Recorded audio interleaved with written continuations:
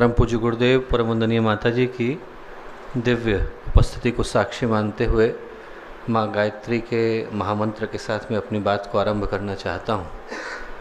जीवन मनुष्य का भटका हुआ है और वैसे तो भटके हुए जीवन में जहाँ पर हम लोग अपने जीवन के उद्देश्य को ढूंढते और उसका अनुसंधान करते पग पग पर नज़र आते हैं, ऐसे समय में गायत्री के मंत्र का मूल्य और महत्व जिंदगी के हर क्षण में हो जाता है। पर आज के इस अवसर पर जब हम लोग स्वाधीनता दिवस भी मना रहे हैं और रक्षाबंधन भी मना रहे हैं, इस अवसर पर शायद गायत्री मंत्र का जो मूल्य है और महत्व है वो शतगुणित हो जाता है, सहस्र गुना हो जाता है। इसलिए हो जाता है कि यदि हम लोग वेदों को पढ़ें तो वेद कहते हैं कि गयान प्राणान त्रायते सा गायत्री। वो ऋषि जिनने सबसे पहले गायत्री का अवगाहन किया, उनका दर्शन किया, उनका प्राकट्य देखा, उन विश्वामित्र ने जब गायत्री की व्याख्या करी तो कहा गयान प्राणान त्रायते सा गायत्री। गायत्री वो शक्ति है जो प्राणों की रक्षा करती है, हमारे प्राणों को मजबूती देने का काम, संबल देने का काम और शक्ति, सामर्थ्य, बल देने का काम गायत्री करती है। बाहर का बल आदमी का चुक जाता है, शक्ति एक न एक दिन खत्म हो जाती है, शरीर का जो तेज है वो चला जाता है, मन की क्षमता भी कुंद पड़ने लगती है, भावनाएं भी कमजोर पड़ने लगती हैं। पर यदि आदमी के अंदर आत्मा का बल है, मन का बल है, तो वो शक्ति और सामर्थ्य आदमी को कहीं पर चुकने और थकने नहीं देते और वो कार्य गायत्री करती है। प्राणों की रक्षा करने का दायित्व गायत्री का है। और उपनिषद पढ़ें आप, पुराणों को पढ़ें तो वो कहते हैं गातारम त्रायते अस्मात् गायत्री तेन गीयते। हमारे अंदर के कर्मों से स्वाधीनता दिलाकर हमें परमात्मा तक पहुंचाने का माध्यम और सहारा गायत्री बनते हैं। तो उस दृष्टि से देखें तो स्वाधीनता की देवी भी गायत्री हैं और रक्षा की देवी भी गायत्री है। आज का जो इस अवसर है वो इन दोनों को एक साथ लेकर के आया है और उन दोनों को हमारे जीवन में लाने का कार्य माँ गायत्री करते हैं। और एक महत्वपूर्ण अवसर है, एक चिंतनीय और उल्लेखनीय अवसर है, क्योंकि आज हम सम्मान उन शहीदों को देते हैं जिनके शौर्य, त्याग, बलिदान के कारण और शहादत के कारण हम लोग एक खुले भारत के अंदर, आज़ाद भारत के अंदर सांसें ले पाते हैं।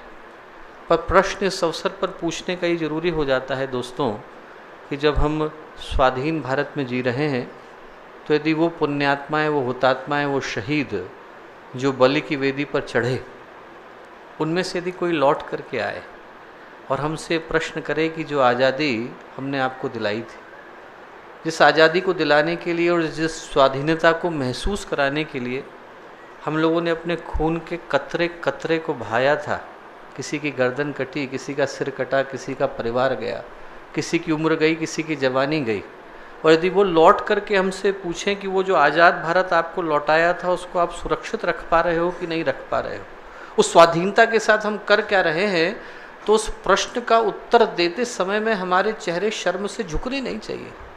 और इसको दुर्भाग्य कहेंगे कि अरबों की जनसंख्या वाले इस देश में यदि ये प्रश्न और इसका उत्तर लोगों को ईमानदारी से देने को कहा जाए तो करोड़ों के चेहरे शर्म से झुक जाएंगे।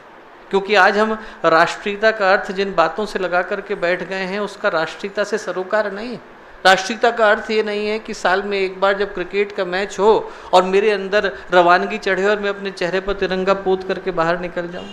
राष्ट्रीयता का अर्थ ये भी नहीं है कि आदमी एक बार जोर से भारत माता की जय लगाए और उसके बाद फिर वो करने में जुट जाए जिससे भारत माता की जड़ें खोखली होती है।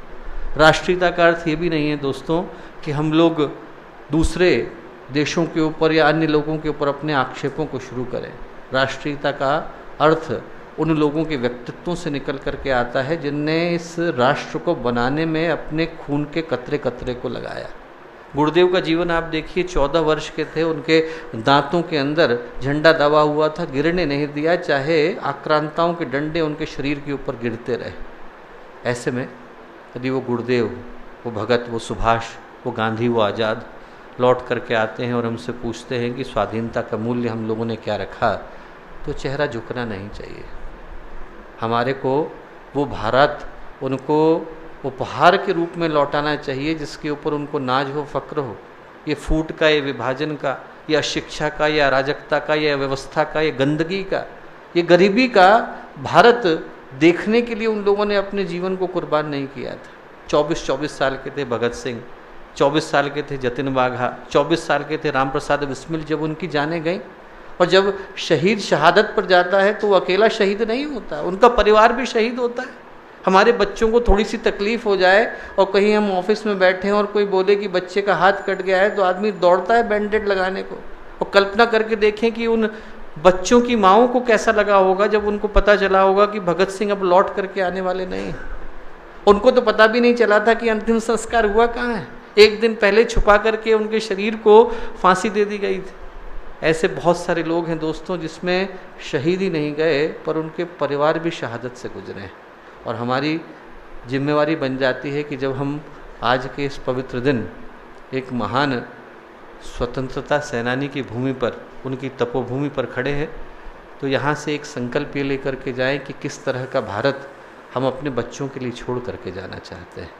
वो कौन सा भारत है जिसमें हम अपने बच्चों को चाहेंगे कि वो यहाँ की हवा में सांस लें।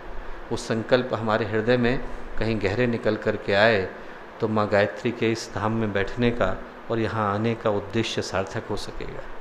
जब बिस्मिल ने शरीर को छोड़ा तो वैसे तो उनकी बहुत सारी कविताएं आप लोगों को पता हैं, पर एक कविता जो वो एक दिन पहले लिख रहे थे दिल को छू लेने वाली। उनने लिखा उसमें, जब अपने परिवार के लिए पत्र लिखा तो कविता में क्या लिखा, उनने लिखा कि न चाहूँ मान दुनिया से, न चाहूँ स्वर्ग को जाना, मुझे वर दे यही माता रहूँ भारत पे दीवाना। न चाहूँ मान दुनिया से, न चाहूँ स्वर्ग को जाना, मुझे वर दे यही माता रहूँ भारत पे दीवाना। करूँ मैं देश की सेवा, पड़े चाहे करोड़ों दुख। बोले करूँ मैं देश की सेवा, पड़े चाहे करोड़ों दुख, अगर जन्म लूँ मैं आकर तो हो भारत में ही आना। जो बात वो कह कर के गए, बोले मुझे हो प्रेम हिंदी से, मुझे हो प्रेम हिंदी से, पढ़ूँ हिंदी लिखूँ हिंदी, चलन हिंदी चलूँ हिंदी, पहनना ओढ़ना खाना। ये बात बिस्मिल एक दिन पहले लिख कर के गए दोस्तों।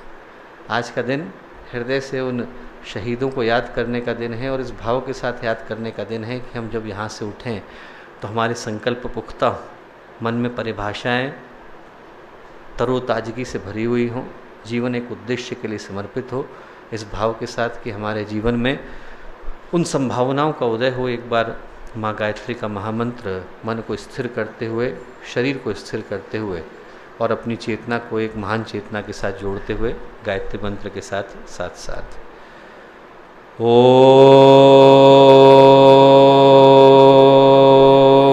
भूर्भुवः स्वः तत्सवितुर्वरेण्यं भर्गो देवस्य धीमहि धियो यो नः प्रचोदयात्।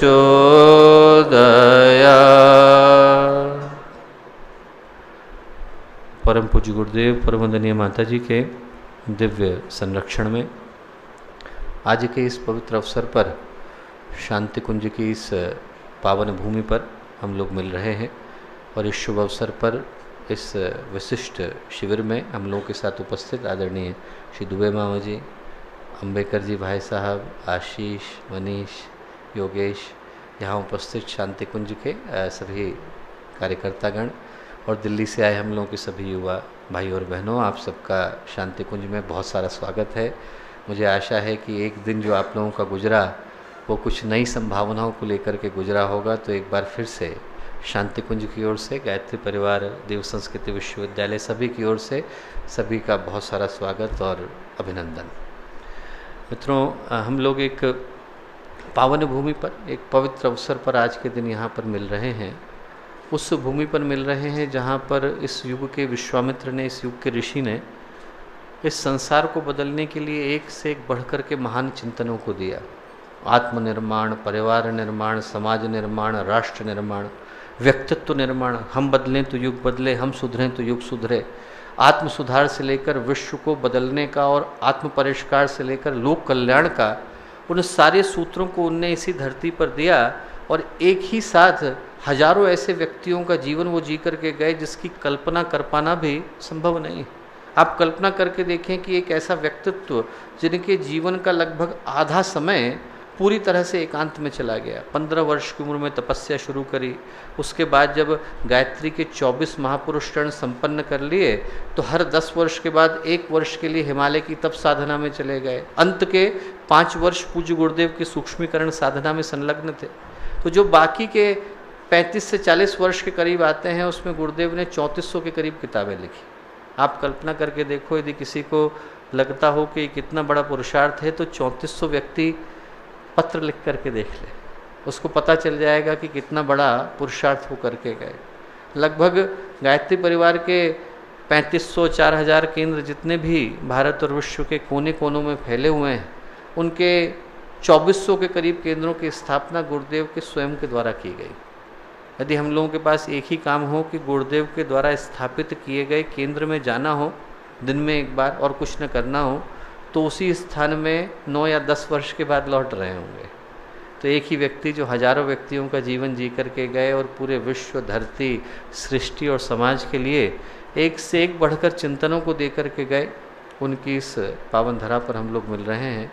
और आज के इस अवसर पर समय थोड़ा सा हम लोगों के पास अल्प है, इसको ध्यान में रखते हुए कि युवा होने का आध्यात्मिक अर्थ क्या है, इस संदर्भ में कुछ बातें आप लोगों से करना चाहता हूं, क्योंकि युवा होने के अर्थ अनेकों दृष्टियों से अनेकों तरह के हो जाते हैं।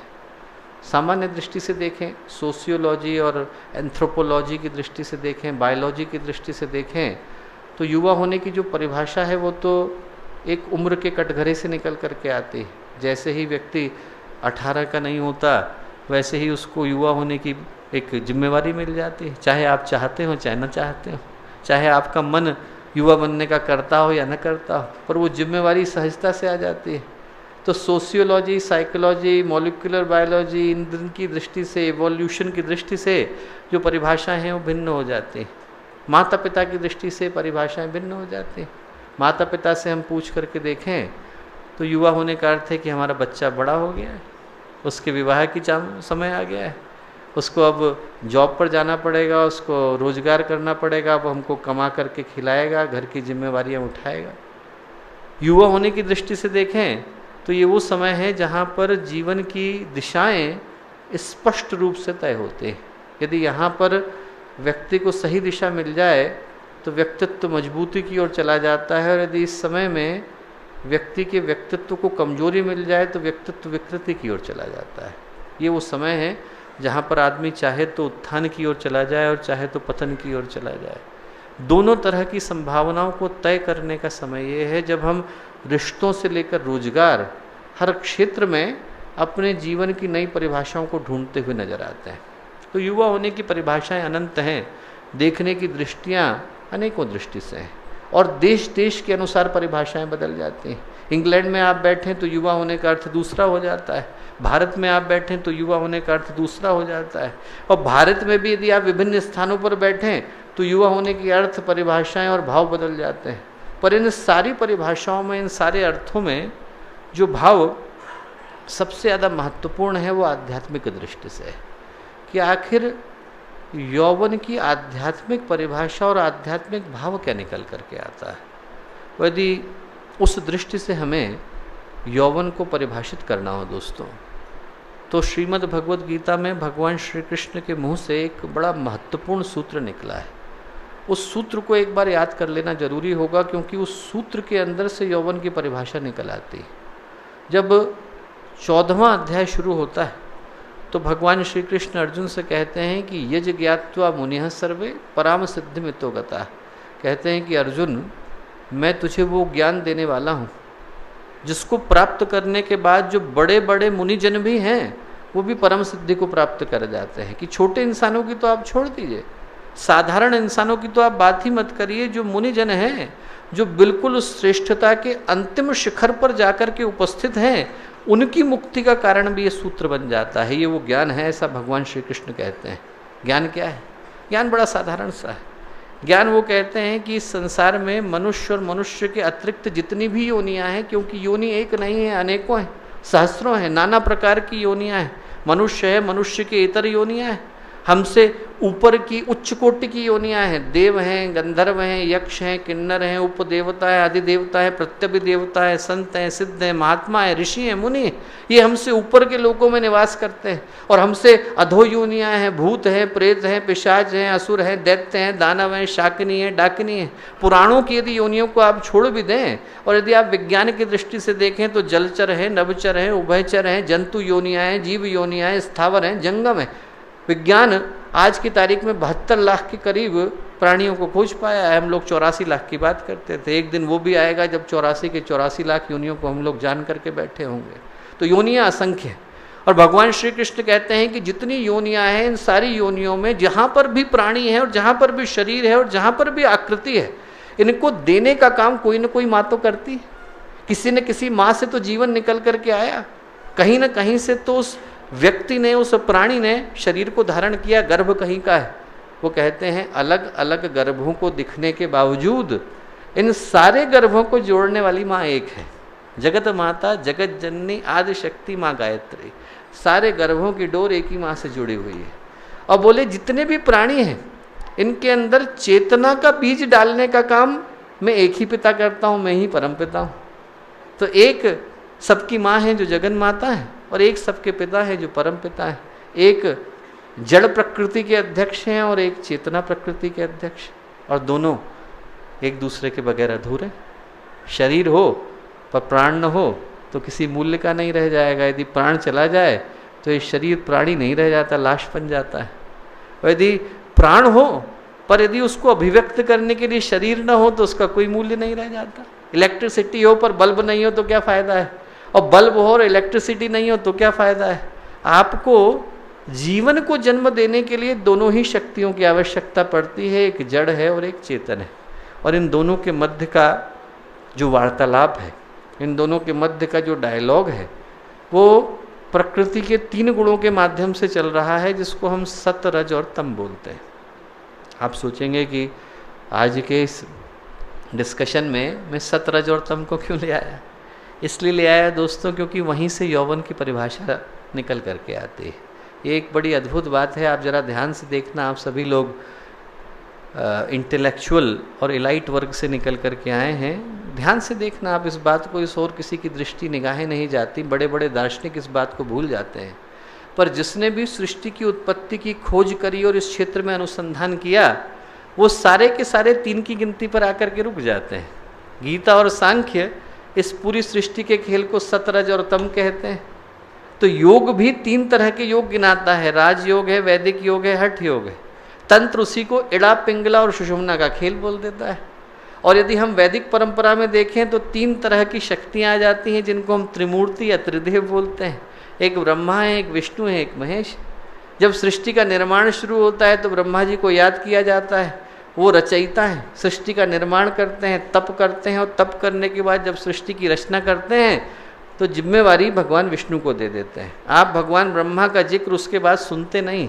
सृष्टि का निर्माण हो गया, काम अब भगवान विष्णु का है। भगवान विष्णु पालन करेंगे, पोषण करेंगे, संवर्धन करेंगे। He is the नर्चरर, he is the one who is maintaining the entire system. वो इस पूरे सिस्टम के एक तरह से आप पालन करता बोल लीजिए। फिर एक दिन ऐसा आता है कि वो थकने लग जाते हैं, उनके जो गुण हैं वो जीर्ण शीर्ण होने लग जाते हैं। जब होने लग जाते हैं तो वही भगवान शिव, जो पूरी सृष्टि के समय में कल्याणकारी रूप लेकर के बैठते हैं, अघोर हैं, भोले भंडारी, जिनका हृदय बिल्कुल निर्मल है, जो भोलेनाथ हैं, उनका वो स्वरूप निकल कर के आता है जिससे आदमी दहल जाता है। उनके कंधे पर पड़ा नाग, जिसको वो यज्ञोपवीत की तरह से धारण करते हैं, वासुकी, उसके मुख से ज्वालाएं निकलती हैं। उनके सिर पर चढ़ा चंद्रमा लाल हो जाता है, उनके जटाओं से निकलने वाली गंगा प्रवाह में बदल जाती है, और उनका पैर जो है वो डमरू कांपने लगता है। वहाँ से जहाँ से माहेश्वर सूत्र निकले वो प्रलय के स्वरों में बदल जाते हैं, और उनका जो स्वरूप है वो रुद्र और रौद्र हो जाता है, और उसके आधार पर प्रलय की रचना होती है। सृष्टि है, स्थिति है, प्रलय। 3 तरह की रचनाएं त्रिमूर्तियों से निकल करके आती हैं। और इसी को आयुर्वेद त्रिदोष बोल देता है, इसी को बुद्ध त्रिपटिक बोल देते हैं। यहाँ तक कि भौतिक विज्ञान भी जब पदार्थों की रचना की बात करता है तो प्रोटॉन, इलेक्ट्रॉन और न्यूट्रॉन पे आकर के रुक जाता है कि यही तीन शक्तियाँ हैं, पॉजिटिव है, निगेटिव है, न्यूट्रल है, जो सारे के सारे मॉलिक्यूल्स की रचना करते हैं। पर जो कहानी का मूल स्रोत है वो ये है कि जिस सत, रज और तम की हम बात कर रहे हैं, एक जगह प्रकाश है, एक जगह निष्क्रियता है और एक जगह पर बीच में सत है। इन तीन गुणों के माध्यम से प्रकृति सारी ओर से हमसे प्रश्न कर रही है। कभी हमारे जीवन में अच्छी घटनाएं घटती हैं, कभी बुरी घटती हैं, कभी एकदम आदमी के अंदर उत्साह आ जाता है, कभी एकदम डिप्रेशन आ जाता है। यदि अपने जीवन को देखें तो कभी आपका मूड आपके चाहे बगैर डिप्रेशन में चला गया है, कभी आपका मूड आपके चाहे बगैर उत्साह में बदल गया है। आदमी कभी सोने की ओर है, कभी निष्क्रियता की ओर है, कभी अवरोध की ओर है, कभी ठहराव की ओर है, और कभी उसके अंदर एकदम से उमंगें आ रही हैं, उत्साह आ रहा है और नई नई योजनाएं बना रहा है, महत्वाकांक्षाएं, कामनाएं जन्म ले रही हैं। इन सब के मध्य में प्रकृति हमसे प्रश्न कर रही है और इन प्रश्नों का हम उत्तर देते हैं। जब हम उत्तर देते हैं तो कर्म का निर्माण होता है। कर्म हमारे पर उधार की तरह से चढ़ गया है। जहाँ आपके पास उधार आया वहाँ पे व्यवस्था बनानी पड़ेगी कि चुकाएं कैसे। आप कैपिटल से चुकाओगे कि इंटरेस्ट से चुकाओगे, सूद से चुकाओगे कि ब्याज से चुकाओगे। जो व्यवस्था बनी वो कहलाती है संस्कार।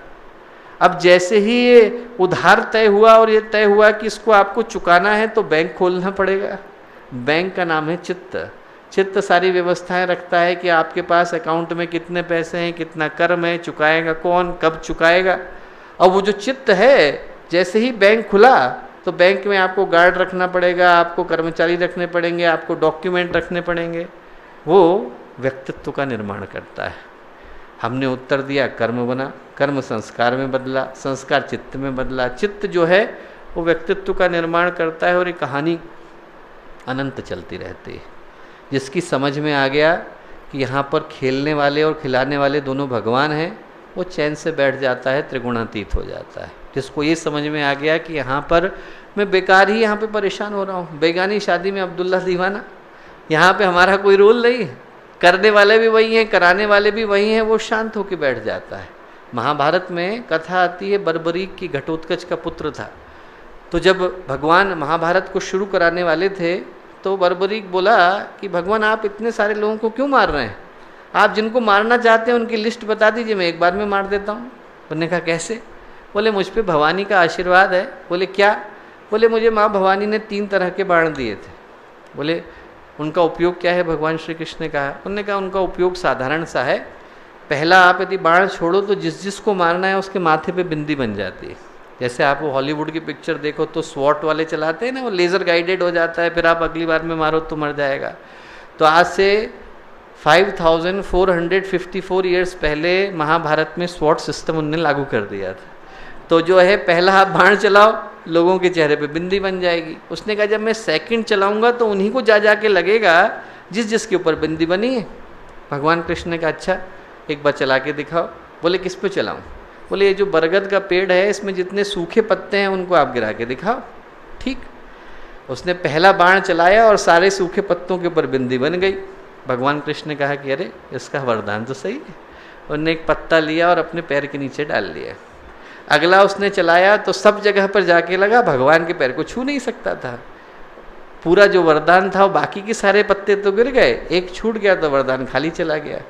खाली चला गया तो अब बर्बरीक जो है उसको अपने प्राण त्यागने का ये था कर्ज कि यदि ये वरदान खाली गया तो प्राण जाएंगे। माँ भवानी प्रकट हुई। माँ भवानी ने कहा कि वरदान तो मेरा था। भगवान श्री कृष्ण से बोली, बोले आपने इसमें व्यवधान क्यों डाला? भगवान श्री कृष्ण बोले कि ऐसा है, महाभारत में सिर्फ लोगों को मारना नहीं है, उनको उनके कर्म के अनुसार सजा देनी है। यदि एक ही बार में सब मार दिए गए तो फिर पूरा का पूरा सृष्टि का चक्र ही बाधित हो जाएगा। बोले इसलिए मैंने इसको रखा। माँ भवानी बोली कि भाई आपने सही किया, पर चूंकि आपने अपने पैर के नीचे पत्ता छुपाया है, बोले इसलिए जिस जगह पर आपने तलवे के अंदर पत्ते को रखा है वो आपके शरीर का सबसे कमज़ोर हिस्सा होगा। जिस दिन जरा आप पर तीर चलाएगा तो इसी तलवे पर लगाएगा। तो भगवान कृष्ण का जब शरीर छूटा तो उसी तीर को खाने से छूटा। और वो जो बर्बरीक था, बर्बरीक बोला कि प्रभु आपने सही किया, पर मेरा मन बहुत था कि मैं महाभारत देखूं, अब मेरा गर्दन तो आप काट रहे हैं। भगवान बोले गर्दन काट रहा हूँ, प्राण नहीं ले रहा हूँ। गर्दन काट दी और उसको पेड़ के ऊपर बिठा दिया। बोले तुम यहाँ से बैठ के महाभारत पूरी देखो, लाइव टेलीकास्ट चल रहा है, स्टार टीवी पे आ रहा है, हाई डेफिनेशन है। बोले आराम से बैठ करके देखो, और जिस दिन महाभारत का एंड हो जाएगा उस दिन जो है बेटा मैं तुम्हारे प्राण ले लूँगा। बैठा दिया। एक सिपाही मारा गया। अब दोनों के बीच में लड़ाई हो गई कि दुर्योधन की उससे मरा है कि भीम की उससे मरा है। दोनों अपनी अपनी बात लेकर के पहुँचे। अब दोनों की गदाओं के निशान थे। उन्होंने कहा कि ऐसा है भाई, ये थर्ड एम्पायर तो वहाँ बैठा हुआ है। बोले वो जो बर्बरीक है उससे पूछते हैं कि भाई आप तो सभी कुछ देख रहे हो, आपको तो पता है कि किसने किसको मारा, उनसे पूछ करके देखते हैं। बर्बरीक के बाद सब लोग पहुँचे कि आप तो पूरा युद्ध देख रहे हो, आप बताओ कि किसने किसको मारा। भगवान श्री कृष्ण ने कहा हाँ बताओ बर्बरीक किसने मारा। बर्बरीक बोला भगवान क्यों मजाक करते हैं। बोले मैं यहाँ से देख रहा हूँ कि सभी ओर से आप ही लड़ रहे हैं, मारने वाले भी आप हैं, मरने वाले भी आप हैं। बोले इधर से आप चलाते हैं, उधर से माँ भवानी आती हैं और खप्पर में खून लेकर के चली जाती हैं, सब ओर से तो आप ही हैं। इसीलिए तो भगवान श्री कृष्ण गीता में कहते हैं य एनम वेत्ति हंतारम यश्चैनम मन्यते हतम उभौ तौ न विजानी तो नायम हंति न अन्यते। जो मार रहा है और जो मर रहा है दोनों ही बेवकूफ़ हैं, क्योंकि उनको पता ही नहीं है कि न मैं मारने वाला हूँ न मैं मरने वाला हूँ। नहीं, शरीर चला जाएगा, मारने वाला कोई और था, मरने वाला कोई और था। तो जिसको ही समझ में आ जाता है कि यहाँ पर वही दोनों ओर से खेल रहे हैं, इधर पक्ष भी वही है विपक्ष भी वही है, सभी ओर से भगवान ही तो खड़े हैं, वो आराम से निश्चिंत होकर के बैठ जाता है। उसको पता चल जाता है कि कर्म मेरा नहीं, वो तीनों गुणों के पार चला जाता है और त्रिगुणातीत बन जाता है। उसी को हम लोग स्थित प्रज्ञ बोलते हैं, उसी को हम लोग योगी बोलते हैं। स्वामी रामकृष्ण परमहंस ने एक बड़ी प्यारी बात बोली। उन्होंने कहा कि जो प्रकृति है वो क्या है, चौके में काम करने वाली माँ है और उसके कई सारे बच्चे हैं, मैं बच्चा हूँ, आप सब बच्चे हैं। अब बोले माँ क्या करती है कि चौके में रोटी बना रही है, इतनी देर में एक बच्चा रोने लग जाता है तो उसको एक चूड़ी फेंक देती है, ले तू इससे खेल। अब बच्चा चूड़ी को देख के खुश हो जाता है, थोड़ी देर के लिए चूड़ी से खेलता है, फिर बोर हो जाता है तो चूड़ी को रखता है, रोने लग जाता है तो माँ उठा के बेलन दे देती है कि ले तू इससे खेल ले। थोड़ी देर उससे खेलता है, फिर उससे बोर हो जाता है तो एक खिलौना पकड़ा देती है। बोले ऐसे ही प्रकृति करती है, बच्चा रो रहा है तो उसको एक रिश्ता पकड़ा देती है। थोड़ी देर में बच्चा रिश्ते से खुश होता है, रिश्ते से खुश है, अब थोड़ी देर में रिश्तों से बोर हो गया तो एक गाड़ी पकड़ा देती है, फिर गाड़ी से खुश हो जाता है।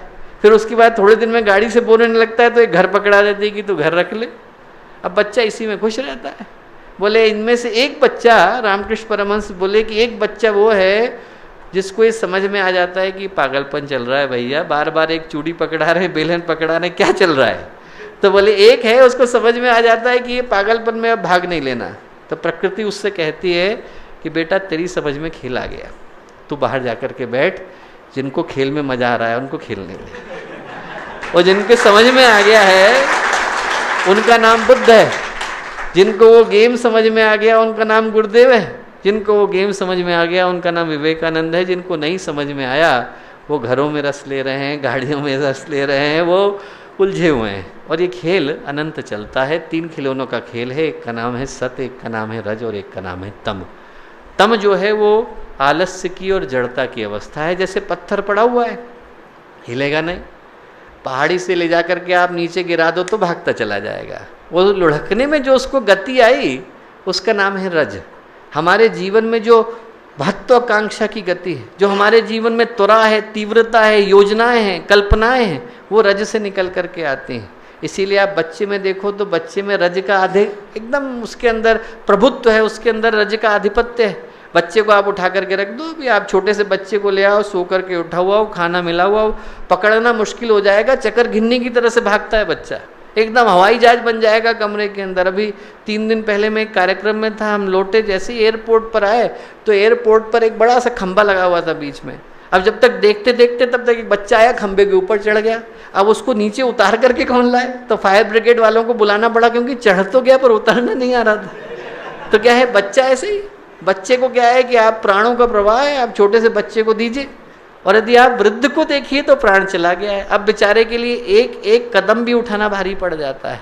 एक तरफ प्राणों का प्रवाह है और एक तरफ धीरे धीरे प्राण जा रहे हैं। एक तरफ ऊर्जा है पर अनुभव नहीं, एक तरफ अनुभव है पर ऊर्जा नहीं। इन दोनों के बीच में संतुलन को बिठाने के लिए सत की आवश्यकता पड़ती है। सत्य से संतुलन शब्द निकला है। सत से समग्रता शब्द निकला है, और वो जो सत का काम है वो यौवन का काम है। यौवन का काम है कि वह इन दोनों के मध्य संतुलन को निकाले। जैसे एक चढ़ता हुआ सूरज बिल्कुल बीच में पहुंच गया है, इधर भी प्रकाश है उधर भी प्रकाश है, बीच में जो आज के दोपहर का सूर्य है वो यौवन का सूर्य है। जब आदमी के पास ऊर्जा भी है, उत्साह भी है, पवित्रता भी है, प्रखरता भी है, और इसलिए आदमी को संतुलन बिठाने का जो काम है वो यौवन का काम है। यदि एक तरफ चला जाए, रज की तरफ चला जाए तो उन्मादी हो जाएगा, अहंकारी हो जाएगा, रावण बन जाएगा, दुर्योधन बन जाएगा। आदमी उधर चला गया तो सिकंदर बन जाएगा, और यदि दूसरी तरफ चला गया तो डिप्रेशन में चला जाएगा। तब में ही गिरता चला गया तो डिप्रेशन हो जाएगा, आदमी सुसाइड की सोचने लगेगा, मरने की सोचने लगेगा। दोनों के मध्य संतुलन बिठाने का काम यौवन का है। यौवन तब सार्थक होता है जब व्यक्ति के पास ऊर्जा भी हो, प्रखरता भी हो, जोश भी हो, पर समझदारी भी हो। आदमी के पास साहस हो, शौर्य हो, पराक्रम हो, पर संवेदना भी हो। उसके पास गति हो, संभावनाएं हो, क्षमताएं हो, पर विवेक भी हो। जब दोनों चीजें होती हैं तो फिर आदमी के पास यौवन सार्थक होता है। परशुराम से जब पूछा, उनके मित्र ने, जो ऋषि थे, उनने कहा आप किस तरह के यहाँ पे शिष्य तैयार करते हो? तो परशुराम बोले अग्रे चतुरो वेद पृष्ठे सशरौ धनौ। बोले ऐसे शिष्य हम तैयार करते हैं जिनके कंधे पे धनुष है। बात करके देखो, आपकी जबान काट लेंगे। बोले कंधे पर धनुष है पर मुख पर वेदों के मंत्र हैं। बोले ऐसे हम यहाँ पर शिष्य तैयार करते हैं जिनके पास साहस है, समझदारी भी।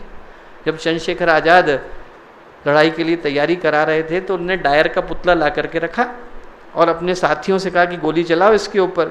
तो एक के मन में इतना गुस्सा आया कि उसने धड़ाधड़ 20 गोलियां दाग दी उसके ऊपर। चंद्रशेखर आज़ाद बोले कि तुम गोली मत चलाना। बोले क्यों? मैंने तो सारे निशाने पे लगाई हैं। बोले निशाने पे तो लगाई हैं बेटा, पर तुम होश खो बैठे हो। बोले चलाते समय में उत्साह तो होना चाहिए पर होश भी होना चाहिए। बोले यदि डायर को देख करके तुम्हारे मन में इसी तरह की भावना आ गई तो हाथ कांप जाएगा। बोले हाथ तभी रहेगा जब आपके पास संतुलन हो। यौवन का अर्थ संतुलन से। और यदि हम लोग देखें तो जीवन में जो सबसे आसान दिखने वाली घटना है जिसको हम संतुलन बोलते हैं, वही शायद जीवन की सबसे कठिन घटना है। आदमी बैठा है पर एक छोटी सी घटना से संतुलन चला जाता है। आप बैठे हो और अभी एक मच्छर कान में आके भिनभिनाने लगे तो पूरा का पूरा संतुलन चला जाएगा। कोई व्यक्ति बैठा है और वहाँ पे दूर पे टेलीफोन की घंटी बजने लगे तो आदमी का संतुलन चला जाएगा। आदमी घर से बाहर निकला और सामने वाले ने नई गाड़ी ली, मन का संतुलन चला जाएगा। आदमी घर से बाहर निकला और सामने वाले की जॉब लग गई और आपकी नहीं लगी, संतुलन चला जाता है। आप घर से बाहर निकले और आप जिसको पसंद करते हो उससे कोई और बात कर रहा है, संतुलन चला जाता है। आदमी का मन तुरंत बिखर जाता है। हमको लगता है कि हम संतुलन में, पर हम संतुलन में हैं कहाँ? हम तो खंडित व्यक्तित्व के साथ जी रहे हैं। हमारे जीवन में उपस्थिति तो है, उपलब्धता नहीं है। आप लोग प्रेजेंट हो पर अवेलेबल नहीं हो। आदमी का जो व्यक्तित्व है उसके 3 हिस्से होते हैं, चिंतन है, भावनाएं हैं और कर्म है। हमारे पास शरीर है, मन है और आत्मा है। आप यहाँ पर उपस्थित हो तो आपके शरीर के 3 तल हैं। एक से आप कर्म कर रहे हो, एक से आपका मन जा रहा है और एक से भावनाएं जा रही हैं।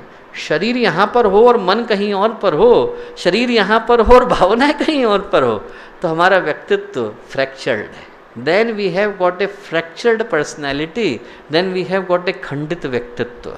तो फिर हमारे अंदर जो व्यक्तित्व है उसमें संतुलन नहीं, तो फिर हम संतुलन को लेकर के कैसे आए? जीवन का जो सबसे साधारण सूत्र लगता है दोस्तों, वही कठिन हो जाता है। पहले तो ये सोच करके देखें कि हमारा संतुलन जाता क्यों है। जाता इसलिए है क्योंकि हमारा दुश्मन बाहर नहीं बैठा, हमारा दुश्मन हमारे मन के अंदर बैठा है। वो मन जो हमारा मित्र भी हो सकता है, वही हमारा सबसे बड़ा शत्रु है। आज महर्षि अरविंद का जन्म दिवस है। उनने एक बड़ी प्यारी बात कही है। उनने कहा कि it is a gift to have an ability to think, it is a gift to have an ability to think, but it's a miracle to have not an ability to think. यदि आदमी का मन 1 second के लिए शांत हो जाए तो इससे बढ़कर के चमत्कार नहीं घट सकता। हमारे जीवन में जितनी समस्याएं आ रही हैं वो सोचने से तो आ रही हैं। आप कहीं से जा रहे हो और कोई आपको देख करके मुस्कुराया नहीं, बस अब मन ने कल्पनाएं शुरू कर दी। मन जो है वहाँ से बातें शुरू करेगा कि अरे यार ये कल भी नहीं मुस्कुरा रहा था, क्या बात है, परसों भी मैंने देखा था, मुझको घूर के देख रहा था।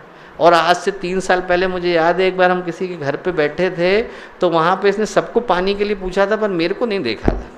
अब मन ने थोड़ी देर में इतनी बड़ी कहानी बना ली है कि वो आदमी जिसने सिर्फ देख करके मुस्कुराया नहीं था, अब मेरे मन में एक पूरी की पूरी योजना और पूरी की पूरी प्लानिंग जन्म ले चुकी है कि अब मैं अगली बार इसको बताऊंगा कि नालायक तुम मेरे को देख के मुस्कुराया क्यों नहीं था। अब आदमी के अंदर क्या है, पूरी की पूरी प्लानिंग आ गई। घटना छोटी सी घटी थी, घटना मात्र इतनी घटी थी कि सामने वाला नहीं मुस्कुराया था और शायद उसने मुझे देखा भी ना हो, शायद उसकी अपनी कोई तकलीफ़ें या परेशानियां चल रही हों, पर इतनी देर में हमारे मन का जो संतुलन है वो पूरा चला गया। लौटाने के लिए क्या किया जाए?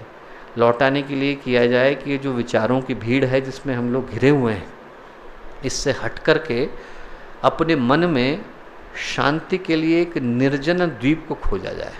हमारे ही मन के अंदर एक द्वीप मौजूद है जहाँ पर यदि हम लोग शांति के साथ बैठ जाए तो हम अपने व्यक्तित्व के केंद्र को पा जाते हैं, और यदि हम अपने व्यक्तित्व के केंद्र को पा जाते हैं तो जीवन में सब कुछ पा जाते हैं। हर चीज़ जो आपको मिलती है दोस्तों, वो एक न एक दिन छिन जाती है। जिस चीज़ के पास आप आज दौड़ रहे हो वो मिलते ही पुरानी हो जाती है। आदमी आज एग्ज़ाम पास करने के लिए दौड़ रहा है, एग्ज़ाम पास होते ही उसका मूल्य खत्म हो जाता है। एग्ज़ाम पास करने के बाद आप जॉब के लिए दौड़ते हो, जॉब मिलते ही जॉब पुरानी हो जाती है। आदमी रिश्तों के लिए दौड़ता है, रिश्ते मिलते ही बासी हो जाते हैं। घर मिलते ही किसी मूल्य का नहीं रह जाता, गाड़ी मिलते ही किसी मूल्य की नहीं रह जाती। पर यदि आपने अपने आप को पा लिया और आप अपने व्यक्तित्व के केंद्र में जाकर स्थिर हो गए और शांत हो गए, वो आपसे कोई छीन नहीं सकता है। इसीलिए बुद्ध शब्द का जो अर्थ है वो ये है कि जिसने अपने आप को ढूंढ लिया हो, अपने आप को पा लिया हो। न जाने कितने जन्मों में भटकने के बाद यदि हम अपने आप को पा जाते हैं तो उससे बढ़ कर के उपहार हम अपने आप को दे नहीं सकते। और वो करने के लिए क्या करने की आवश्यकता है? वो करने के लिए बहुत सिंपल से तरीके हैं जिनको करने की आवश्यकता है। पहला तो ये कि ज़िंदगी के प्रत्येक दिन 10 मिनट अपने लिए निकालने की आवश्यकता है। और आप देखो तो हम जिंदगी में बाकी सारी चीज़ों के लिए समय निकालते हैं, अपने लिए नहीं निकालते। हमारी ज़िंदगी की सारी दौड़ें हमें हमसे बाहर की ओर ले जा रही हैं। हम जो भी कर रहे हैं, चाहे जॉब कर रहे हैं, चाहे कुछ और कर रहे हैं, हम किसी न किसी के सपनों को पूरा करने के लिए दौड़ रहे हैं। कभी माता पिता ने सपना देखा होगा कि हमारा बच्चा IAS ऑफिसर बन जाए, हम सपने के पीछे लग गए। हमने किसी दोस्त को देखा होगा कि दोस्त जो है वो IAS ऑफिसर बन गया, हम वो करने के लिए जुट गए। हो सकता है कि आप चित्रकार बनना चाहते हो सकता है कि आप म्यूजिशियन बनना चाहते हो, पर हमारी ज़िंदगी की सारी दौड़ें हमें हमारे केंद्र से बाहर की ओर ले जा रही हैं। 10 मिनट हमें लौट कर अपने आप को ढूंढने की आवश्यकता है। और जब हम अपने आप को ढूंढते हैं, हमारी दृष्टि उधर की तरफ न होकर इधर की तरफ होती है, तो व्यक्ति शांति को और समग्रता को महसूस करता है। नाम आप लोगों ने सुना होगा विपासना। और जो विपासना शब्द है वो ध्यान से नहीं निकल करके आया। वी का मतलब है उल्टा, पश्ना का मतलब है देखना, और एक बड़ी प्यारी घटना से निकल करके आया है। भगवान बुद्ध समाधि में बैठे थे, आपको पता है 12 वर्ष के लिए ध्यान में थे। एक और महान व्यक्तित्व सामने से निकले, महावीर। देखा कि भगवान बुद्ध की आंखें बंद हैं। उनने भगवान बुद्ध को प्रणाम किया और बोले कि आंखें तो बंद करिए साहब। लोगों ने देखा तो लोग हंसे, जैसे आप हंसे वैसे वो भी हंसे कि क्या बोल रहे हैं। 6 साल के बाद फिर से निकले, बोले आंखें अभी भी बंद नहीं हैं। लोगों को लगा रहे क्या बोल रहे हैं। फिर लौटे तो जब पहला प्रवचन अपना दे रहे थे भगवान बुद्ध, सारनाथ में थे, आंखें खुली थीं। भगवान महावीर ने प्रणाम किया और बोले कि साहब बड़ा खुशी हुई, आपकी आंखें आज बंद हैं। सब लोगों ने कहा कि कौन सी भाषा में बात कर रहे हैं साहब, आंखें खुली थी तो बंद कह रहे हैं, बंद है तो खुली थी। भगवान बुद्ध बोले वो जो बोल रहे हैं ठीक बोल रहे हैं। पहली 2 बार जब आए तो चमड़े की आंखें बंद थीं पर मन की आंखें खुली थी। मन भटक रहा था, बाहर की सोच रहा था। आज आए हैं तो चमड़े की आंखें खुली हैं पर मन की आंखें बंद हो गई हैं। मैं वहाँ ठहर गया हूँ जहाँ मुझे ठहर जाने की आवश्यकता है। अब ज़िंदगी में और कोई दौड़ बाकी नहीं रह गई। शांत, स्थिर। और जैसे ही आदमी अपनी ओर लौटना शुरू करता है वैसे ही ज़िंदगी की दौड़ें थम जाती हैं। ज़िंदगी के जो भटकाव हैं वो शांत हो जाते हैं। जब अंगुलीमाल भगवान बुद्ध को मारने के लिए भागा तो उसने अपना खड्ग निकाला और निकाला, बोला अरे कहाँ भाग रहा है, मैं तुझे मारूंगा। भगवान बुद्ध के पीछे भागा, पहुंच नहीं पाया तो जोर से चिल्लाया, बोले भागता कहाँ है, मैं तुझे पकड़ना चाहता हूँ। भगवान बुद्ध बोले भाग कौन रहा है बेटा। बोले मैं तो कब का ठहर गया हूँ, भाग तो तू रहा है। बोले तू भी ठहर जा तो तू भी भिक्षु बन जाएगा। जब हम ठहर जाते हैं, और ठहरने का मतलब जब मन ठहर जाता है, तो मन जैसे ही ठहरा, उसके अंदर कोई दौड़ें, उसके अंदर कोई कल्पनाएं, उसके अंदर कोई वासनाएं, उसके अंदर कोई तृष्णाएं जन्म नहीं लेती, तो वहीं पर एकाग्रता आ जाती है। वहाँ पर हमारे जितने भी प्रयास हैं, हम लोगों के प्रयास सफल नहीं हो पाते, क्योंकि मन तो बिखरा हुआ है। हम पढ़ने के लिए बैठे हैं तो उसी समय में मन 50 बातें सोच रहा है। अभी हमने किताब खोली नहीं कि हम IAS ऑफिसर भी बन गए और हम भारत की कैबिनेट में भी बैठे हुए हैं और हम लोग प्लानिंग भी बना रहे हैं। अभी तो किताब की तीसरी लाइन भी नहीं आई है, पर आदमी का मन उसको पता नहीं कहाँ ले गया है। हमारे जितने भी प्रयास हैं वो बिखर जाते हैं, क्योंकि ऊर्जा भटक जाती है। और जैसे ही आपकी ऊर्जा एक जगह पर होती है, पतंजलि कहते हैं तत्र प्रत्येकता नता ध्यानम, जैसे तेल की धारा बहती है तो इधर से उठाओ तो उधर चली जाती है, वैसे ही हमारी सारी ऊर्जा एक जगह पर जाकर के लग जाती है, और जैसे ही लगी वैसे ही हम संतुलन को प्राप्त हो जाते हैं। पहली जो चीज़ वो ये है कि 10 मिनट अपने लिए निकालिए। और क्या करने के लिए निकालिए?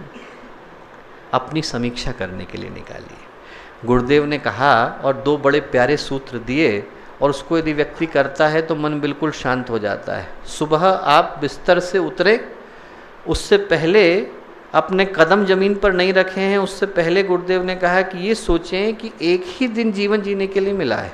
कल किसने देखा है? एक ही दिन जीवन जीने के लिए मिला है, हर दिन नया जन्म, हर रात नई मौत। और गुरुदेव ने कहा आपने नीचे पैर रखा, उससे पहले अपने आप से पूछिए कि यदि एक ही दिन जीवन जीने के लिए है तो कैसे जीना चाहता हूँ, और ऑटोमेटिकली आपकी ऊर्जा एक ही जगह पर आ जाएगी। आप आज की प्लानिंग बना लीजिए, और जब रात को सोने के लिए जाइए तो सोने में अपनी आँखों को बंद करने से पहले एक बार 5 मिनट के लिए पूछिए कि मैं जिस तरह से जीवन को जीना चाहता था वैसे ही जिया कि नहीं जिया। एक आत्मबोध है, एक तत्वबोध है, एक चिंतन है, एक मनन है। यदि इन दोनों चीज़ों को हम करते हैं तो मन की ऊर्जा एक जगह पर आ जाती है।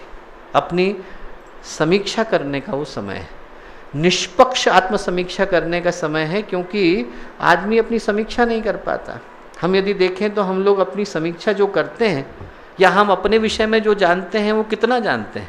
हम जो अपने विषय में जानते हैं वो तो पब्लिक ओपिनियन है। आपको जो दूसरे बोल देते हैं वो हम विश्वास करने लग जाते हैं। लोग मुझसे कहेंगे आप बहुत अच्छे लग रहे हैं, मुझको लगने लग जाएगा कि मैं अच्छा हूँ। 40 लोग मिलकर के कहने लग जाएंगे कि आप खराब लगने लग रहे हैं, तो मेरे को लगने लग जाएगा कि मैं खराब हूँ। आप एक बच्चे को पकड़ लीजिए, उसको बताइए मत जो आज यहाँ क्लास में नहीं था, यहाँ से बाहर निकलिए और आप 30 लोग इकट्ठे हो जाइए और उससे कहिए भैया थक गए हो, बीमार हो गया, आज थोड़ा ऐसा लग रहा है, दिल्ली से आए तो थोड़ी हरारत सी लग रही है, थोड़ा हाथ छू करके देगा, माथे पे छू के देखा, 30वां व्यक्ति करेगा उस आदमी को बुखार आने लग जाएगा। इतना ज़्यादा हम पर लोगों के पूछने का प्रभाव पड़ता है और लोगों के बोलने का पड़ता है कि हमें पता भी नहीं चलता कि कब हम पब्लिक ओपिनियन हो जाते हैं। आप सामान्य व्यक्ति की छोड़ दीजिए, प्रयोग करके देखा उन लोगों ने, गूगल, अल्फाबेट, सोनी, बड़ी बड़ी कंपनी, सैमसंग के CEOs को बुलाया, इतना बड़ा हॉल था, उसमें बिठा करके बिठा दिया, उनको ऐसे बैठने को कह दिया, उनको कहा कि देखिए साहब आपको दूसरे कमरे में लेक्चर लेने के लिए जाना है, आप यहाँ बैठिए। बैठ गए वो लोग। जब बैठ गए तो उस कमरे में 8 लोग थे जो एक्टिंग कर रहे थे। उनको नहीं पता था कि एक्टिंग कर रहे हैं। एक जन हूवर कर रहा था, एक जन बिजली का तार ठीक कर रहा था, एक जन कुछ और कर रहा था। पर उन एक्टर को क्या सिखाया गया था कि आप कुछ भी कर रहे हो, जैसे ही घंटी बजेगी आपको आपकी जगह पे खड़े हो जाना है। घंटी कभी भी बज सकती है, जैसे घंटी बजे ऐसे खड़े हो जाना है।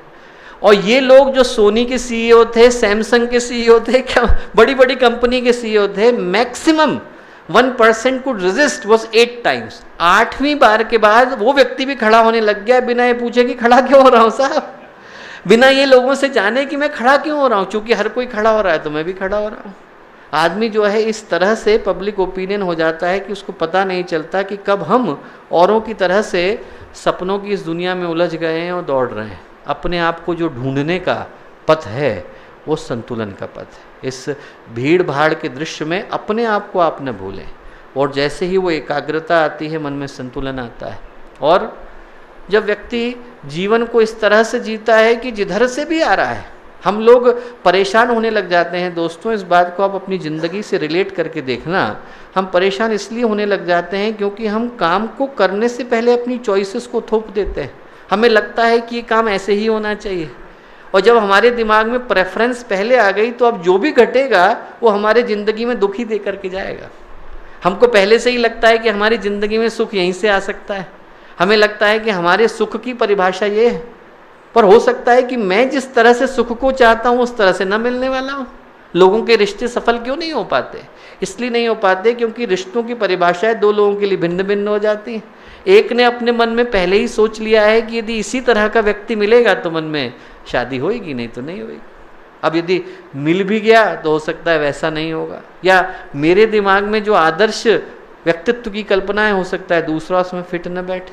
पर यदि हम लोग एक सेकंड को ये सोचें कि जो भी मेरे पास आ रहा है, जो भी रास्ता भगवान लेकर के आ रहा है, चाहे अच्छा या बुरा, क्रोध या करुणा, कृपा या कोप, जो भी आ रहा है वो सारा का सारा भगवान के पास से आ रहा है। जिंदगी उसी क्षण मुस्कुराहट में बदल जाती है। आपके पास जो घट रहा है भगवान घटाना चाह रहे हैं, क्या दिक्कत की बात? जो हो रहा है सो अच्छा हो रहा है। जो जिंदगी में जितनी भी चीज़ें आ रही हैं वो सारी की सारी खुशियाँ ही लेकर के आ रही हैं। और ऐसे में होता क्या है कि कभी कभी जिंदगी में भगवान दरवाज़ा खोलते हैं, पर चूंकि हमारी दृष्टि बंद दरवाजे की ओर है तो हम भूल जाते हैं कि उधर दरवाज़ा खुला हुआ है। हम लोग चूंकि निगेटिव को देखने में इतना उलझे हुए हैं कि हम भूल जाते हैं कि पॉजिटिव किधर हो रहा है। वैसे ही जैसे ही आदमी को लगता है कि हर जगह पर पॉजिटिव है, जिंदगी खुशी में बदल जाती है, संतुलन में आ जाती है। एक प्यारी सी घटना आती है कि एक राजा थे और वो उनका जो महामंत्री था, जब भी कोई घटना घटती तो कहता अरे साहब माँ गायत्री की कृपा है, बड़ा आशीर्वाद। तो राजा को बड़ा बुरा लगता था। राजा को लगता था कि साहब करने वाला मैं हूँ, ये बार बार माँ गायत्री को बीच में क्यों ले आते हैं। तो एक दिन राजा जो है शिकार के लिए गए, तीर चढ़ाया, एक सूअर कहीं से आया और हाथ पे टकराया, खून बहने लगा। खून बहने लगा, राजा ने मंत्री की ओर देखा, मंत्री बोले अरे माँ गायत्री की बड़ी कृपा है साहब। बोले क्या बात कर रहे हो यार, माँ गायत्री की कृपा कैसे हो गई, मेरा हाथ कट गया है, खून निकल रहा है। बोले तुम निकल जाओ यहाँ से। उनने गाली दी, उनको भगा दिया। मंत्री बोले साहब इसमें भी माँ गायत्री कोई ना कोई कृपा ही होगी। जाके बैठ गए, तपस्या करने लगे। राजा अंदर जंगल में चले गए, अंदर गए, मोटे ताजे थे, वहाँ पे कबीले वाले थे, उनने पकड़ लिया। उनने कहा आज तो बहुत बढ़िया माल मिला है, इसको तो हम चढ़ाएंगे। ले गए और बांध करके और देवी के सामने रख दिया। पुजारी ने खड्ग उठाया कि चलाएंगे, काटेंगे। जैसे ही देखा कि हाथ कटा हुआ है, खून निकल रहा है, अंग भंग की बलि नहीं दी जा सकती। उनने तुरंत उनसे कहा कि भैया इनको छोड़ दो। राजा ने कहा अरे भाई माँ गायत्री की बड़ी कृपा हुई, आज तो जीवन बच गया हमारा। उन्होंने कहा सबसे पहले वही मंत्री जी को पकड़ा जाए जिनने इतना बड़ा ज्ञान दिया। मंत्री जी को पकड़ा, मंत्री जी तपस्या कर रहे थे। मंत्री जी बोले साहब चलो बहुत अच्छा, आपका जीवन बच गया। उन्होंने कहा कि मंत्री जी एक बात बताओ, मेरा बचा सो बचा, मेरे पे कृपा हुई, आप पे क्या कृपा हुई? आपको तो इतनी गालियाँ भी मिली हैं, आपको मैंने मंत्री पद से हटाया, देश निकाला भी दिया। बोले साहब आपसे ज़्यादा बड़ी कृपा तो हम पे हुई। बोले कैसे? बोले आपने न दिया होता, आपके साथ होते तो आपकी उंगली तो कटी हुई थी, आपकी बलि नहीं चढ़ती, हमारी तो चढ़ गई होती। तो इसलिए क्या है कि जिंदगी में घट तो बहुत कुछ रहा है। अब एक सेकंड अपनी जिंदगी में सोचें, जो घट रहा है वो नए रास्ते कितने खुल के जा रहा है। जो घटा आदमी की ज़िंदगी में सुख के दरवाजे खोल के जा रहा है। हम लोग सागर में थे तो जो तिवारी भाई साहब हैं, जिनके विश्वविद्यालय में कार्यक्रम हो रहा था और बड़े अद्भुत व्यक्तित्व दोनों भाई जो हैं एक से एक बढ़ कर के हैं, उसमें जो छोटे वाले भैया हैं वो अपना जीवन का उदाहरण दे रहे थे कि वो आईएएस के बच्चों को पढ़ाते थे, उनके पढ़ाने वाले बहुत सारे बच्चे आईएएस बन गए पर उनका पास नहीं हुआ। तो इतना ज़्यादा उनको डिप्रेशन हो गया कि साहब मेरे पढ़ाए हुए बच्चे आईएएस बनते जा रहे हैं और मैं खुद नहीं निकल पा रहा हूँ। तो एक दिन क्या हुआ, उनने आत्महत्या के लिए सल्फास की गोली खा ली। बोले इतनी कड़वी लगी कि भैया मैंने फेंक दी। बोले मैंने तुरंत फेंक दी। बोले इतनी देर में हमारे बड़े भैया आए जो चांसलर हैं विश्वविद्यालय के। अब वो बोले कि तू क्यों परेशान होता है, चल अपन स्कूल खोलते हैं। तो उनने स्कूल खोलने शुरू करे और एक से फिर दूसरा, दूसरे से तीसरा, लंबी कहानी है। पर आज 2-2, 3-3 विश्वविद्यालय वो लोग चला रहे हैं और न जाने कितने एजुकेशन इंस्टीट्यूशन चला रहे हैं। पर यदि उनने अपनी ज़िंदगी की गति को वहीं थाम दिया होता, वहीं रोक करके बैठ गए होते कि मुझे आईएएस ही बनना है और नहीं बन पाया तो ज़िंदगी ख़त्म है, तो वो जो 3-3 विश्वविद्यालय उनके कारण चल रहे हैं और जो 1-1 लाख बच्चों को वो एजुकेशन दे रहे हैं, वो कौन दे रहा होता। हमारी ज़िंदगी का एक दरवाज़ा बंद होता है तो दूसरा खुल जाता है। उधर देखना संतुलन का दूसरा सूत्र है। और तीसरा सूत्र है दोस्तों, जब हमारे जीवन में एकदम जिसको ये कहा जाए रिसेप्टिबिलिटी और ग्राह्यता आती है, जब हम लेने को तैयार होते हैं। भगवान तो देने को हर क्षण तैयार हैं पर आदमी लेने को तैयार नहीं होता। यदि हम लेने को तैयार होते हैं, हमारे अंदर ग्राह्यता आती है, रिसेप्टिबिलिटी आती है, तो फिर आदमी के जीवन में संतुलन निकल करके आता है। हर क्षण कहीं ना कहीं से कोई ना कोई सूत्र हमें सिखाने के लिए आ रहा है। व्यक्ति को मात्र सीखने के लिए तैयार रहने की आवश्यकता है, और जो सीखने के लिए तैयार होता है उसके लिए जीवन का हर क्षण IAS की परीक्षा बन जाता है, जीवन का हर क्षण एक नए सौभाग्य का द्वार बन जाता है। और जो सीखने को तैयार न हो उसके लिए भगवान सामने भी आकर के खड़े हो जाएं तो वो अवसर भी यूं ही आकर के चला जाता है। जब ये तीनों के तीनों सूत्र हमारे जीवन में आते हैं तो फिर व्यक्ति के जीवन में संतुलन का उदय होता है। और जब संतुलन आ जाए, मन शांत एकदम ऐसा हो जाता है जैसे ठहरी हुई नदी। और जब ठहरी हुई नदी होती है तो अपने अंदर बहुतों को समेट लेने की सामर्थ्य रखती है। हम मन की परेशानियों को, मन की उद्विग्नताओं को, मन की चिंताओं को, मन की उलझनों को यहीं स्वाहा करके जाएं। कल सुबह का जब यज्ञ हो तो आप जब गायत्री मंत्र बोल करके स्वाहा कर रहे हों, उसके साथ मन की टेंशनों को स्वाहा कर दीजिए। और जो लेकर के जाना है वो उत्साह लेकर के जाइए, पॉजिटिविटी लेकर के जाइए। आदमी की ज़िंदगी में छोटी छोटी तकलीफ़ें होती हैं। एक ही छोटा सा कप है, मैं ऐसे पकड़ूं, 1 मिनट तक पकड़ूंगा तो दिक्कत नहीं है, 1 घंटे तक पकड़ूंगा तो दिक्कत है। 1 घंटे तक पकड़ूंगा तो ये जो 100 ग्राम का कप है वो 1 किलोग्राम का लगने लग जाएगा। और ज़िंदगी भर पकड़ूंगा तो हो सकता है आपको हाथ काटना पड़ जाए।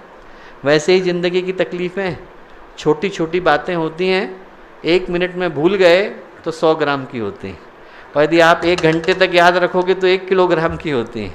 और यदि आप ज़िंदगी भर याद रखोगे तो फिर वो व्यक्तित्व के ऊपर बोझ बन जाती हैं। ये सारी छोटी छोटी तकलीफ़ें जो हमारी ज़िंदगी की गति को रोक देती हैं, उनको यहीं विदाई दे दीजिए, गुड बाय कर दीजिए, उनको आप अरिवदरची और चाओ कह दीजिए। और उसके बाद फिर यहाँ से जब जाइए तो एकदम नई संभावनाओं के साथ जाइए। ये ज़िंदगी आदमी को सुखद संभावनाओं को साकार करने के लिए मिलती है। होश भी नहीं आता उससे पहले जीवन चला जाता है। आदमी को समझ विकसित हो उससे पहले तो गुड बाय का समय हो जाता है। आदमी के पास चेकआउट का नोटिस आ जाता है, शरीर देखते देखते बूढ़ा हो जाता है। हम लोग यदि यहाँ आए तो एक अच्छे संकल्प को, अच्छी ऊर्जा को, अच्छी भावना को लेकर के यहाँ से जाएं, और उसको लेने के लिए उस संतुलन को अपने जीवन में स्थान देने की आवश्यकता है। वो संतुलन जो अतीत और भविष्य के बीच का सेतु बनता है, जो परंपरा और विवेक के बीच का सेतु बनता है, जो परिवार और समाज के बीच का सेतु बनता है, वो यदि संतुलन हमारे अंदर आता है तो जीवन नई संभावनाओं को साकार कर पाता है। वो संतुलन आपके अंदर आए जो यौवन की परिभाषा है, जीवन को दिशा देने का माध्यम है। ऐसी शुभकामनाएं और ऐसी मंगल कामनाएं। हमारे YouTube चैनल शांति कुंज वीडियो गायत्री परिवार को सब्सक्राइब करें एवं बेल आइकन जरूर दबाएं ताकि गायत्री परिवार की विभिन्न गतिविधियों की जानकारी आपको मिलती रहे।